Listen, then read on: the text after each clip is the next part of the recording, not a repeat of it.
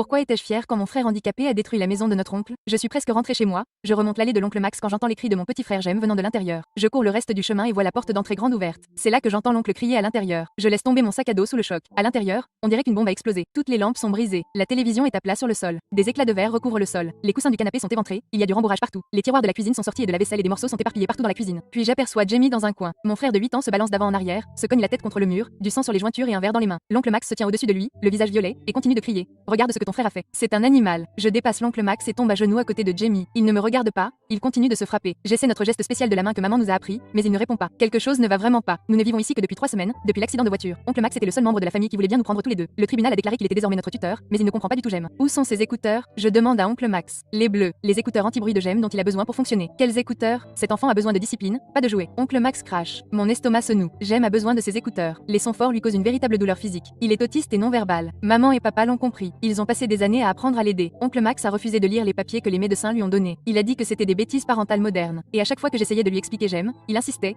Le seul qui a besoin d'apprendre quelque chose, c'est toi. Tu dois me respecter en tant qu'homme de la maison. Je continuais à chercher les écouteurs. Pendant ce temps, l'oncle Max n'arrêtait pas de crier à propos des dégâts, du coup, en disant: Jamie a besoin d'une maison spéciale. Ta mère et ton père sont morts il y a 3 semaines, et c'est comme ça que tu agis? Il crie sur Jamie. Jem se met à crier. Pas des mots, juste des sons qui me font mal à la poitrine. Je lui couvre les oreilles avec mes mains, mais ce n'est pas suffisant. Tout son corps tremble maintenant. Les écouteurs bleus, où sont-ils? Je le supplie maintenant. Je ne sais pas de quoi tu parles. Je cours dans la chambre de Jem. Pas d'écouteurs. La salle de bain. Rien. Vérifie la cuisine. L'oncle Max me suit. Il continue de râler à propos des 2000 $ de dégâts. Je retourne en courant vers Jem. Il se cogne contre le mur maintenant. Encore du sang sur ses jointures. Ses ongles sont arrachés. Ça a commencé quand tu lui as crié dessus, c'est ça? Je demande à oncle Max. Il croise les bras. Il a renversé du jus. Je lui ai dit de nettoyer. Il m'a ignoré, alors j'ai élevé la voix. Tout s'est mis en place dans ma tête comme des pièces de puzzle qui s'emboîtent. Et puis quoi? Oncle Max est sur la défensive. Puis il a commencé à casser des choses. D'abord une assiette. Alors je lui ai dit d'arrêter. Il a jeté une lampe. J'ai crié plus fort. Il a continué à tout détruire. Je peux tout voir maintenant. J'aime sans ses écouteurs, vulnérable, exposé. Oncle hurlant à cause du jus renversé. J'aime paniquer à cause du bruit, se bouchant probablement les oreilles. Il cassait quelque chose pour faire arrêter oncle. Oncle hurlant plus fort à cause du bruit. J'aime hurlant davantage à cause des cris. Chaque choc et chaque cri ne faisait qu'empirer les choses. Une spirale qu'aucun d'eux ne comprenait. Plus tu criais fort, plus il détruisait. Je dis, chaque chose cassée, c'était lui qui essayait de te faire arrêter. Le visage d'oncle Max devient plus rouge. Ce n'est qu'une excuse. Les enfants ont besoin d'une main ferme. Je sors mon téléphone et commence à enregistrer. La maison détruite. J'aime ensanglanté et se balance. Tu l'as frappé? Oncle Max se précipite vers mon téléphone, mais je recule. Où sont les écouteurs de Jem? Oncle Max. Il se fige. Je t'ai dit que je ne savais pas, mais ses yeux se posent sur le comptoir de la cuisine. Je suis son regard et je le vois. Un reçu du prêteur sur gage en bas de la rue. Je l'attrape de ma main libre. L'enregistrement continue. 150 $ pour des écouteurs bleus. La date est d'hier, alors que j'étais à l'école et que Jem était là, seul avec lui. Tu les as vendus? Ma voix se brise. Tu as vendu son matériel médical, pourquoi? Le visage d'oncle Max devient blanc et il lâche sa prise sur sa bière. Je suis furieux. Pour de la bière? J'envoie ça à notre assistante sociale. Jeudi, 2 heures plus tard, notre gestionnaire de cas arrive avec des papiers de placement d'urgence et de nouveaux écouteurs. Oncle Max a perdu sa tutelle et fait l'objet d'une enquête.